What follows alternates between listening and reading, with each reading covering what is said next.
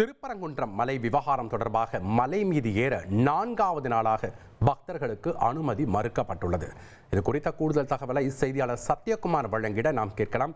வணக்கம் சத்யகுமார். 4 நாட்களாக தற்போது பக்தர்கள் தொடர்ந்து போராட்டத்தில் ஈடுபட்டு வராங்க. பாதுகாப்பு பணி அதிகரிக்கப்பட்டு இருக்கிறது. இன்றைய தினம் எவ்வளவு போலீசார் பாதுகாப்பு பணியில் ஈடுபட்டிருக்காங்க, விவரங்களை பதிவு பண்ணுங்க. வணக்கம் சுதர்ஷன். திருப்பரங்குன்றம் மலையில் தீபம் ஏற்றுவது தொடர்பாக கடந்த 3 நாட்களாக இந்த திருப்பரங்குன்றம் மலை மீது சென்று சாமி தரிசனம் செய்வதற்கு பொதுமக்கள் மற்றும் பக்தர்களுக்கு காவல்துறையினர் அனுமதி மறுத்த நிலையில 4ஆம் நாளான இன்றும் மலை மீது உள்ள இந்த காசி விஸ்வநாதர் கோயில் மற்றும் இந்த சிக்கந்தர் பாதுஷா தர்காவிற்கு பக்தர்கள் மற்றும் பொதுமக்களுக்கு அனுமதி மறுக்கப்பட்டுள்ளது. ஏற்கனவே 1000 காவல்துறையினர் இந்த கடந்த 2 தினங்களுக்கு முன்பு இந்த பெரிய கார்த்திகை அன்று மலை மீது தீபம் ஏற்றக்கூடிய நாள் அன்று முதலே 1000 பேர் பாதுகாப்பு பணியில இருந்தாங்க. இந்த நிலையில நேற்று காலை கூடுதலாகவே ஒரு 600 இருந்து 800 பேருக்கு மேல காவல்துறையினர் வரவழைக்கப்பட்டிருந்தாங்க.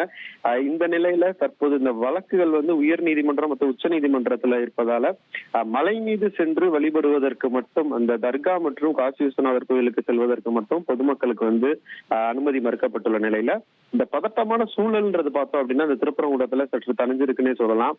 குறிப்பா இந்த திருப்பரங்குன்றம் அருள்மிகு சுப்பிரமணிய சுவாமி கோயில்ல பொதுமக்கள் மற்றும் இந்த ஐயப்ப பக்தர்கள் அதிகபட்சத்துல வரனால இப்ப தற்போது அமைதியான முறையில சாமி தரிசனம் நடைபெற்று வருகிறது.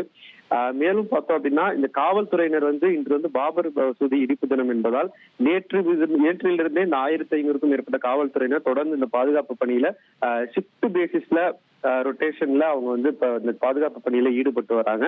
ஆனால் கடந்த 2 தினங்களா இந்த பதட்டமான சூழலானது இந்த திருப்பரங்குன்றத்துல நிலையை வந்துச்சு. இப்ப அந்த சூழ்நிலையில இந்த பதட்டம் தணிஞ்சு ஒரு இயல்பு நிலைக்கு திரும்பி இருக்கு அப்படின்னு சொல்லலாம். நன்றி சத்யகுமார், உங்களுடைய தகவல்களுக்கு. இனி செல்லும் இடமெல்லாம் செய்தி. தந்தை டிவியின் வாட்ஸ்அப் சேனலை ஃபாலோ பண்ணினா செல்லருக்கும் இடமெல்லாம் செய்தி. இதோ QR கோட் இப்பவே ஸ்கேன் பண்ணுங்க, ஃபாலோ பண்ணுங்க.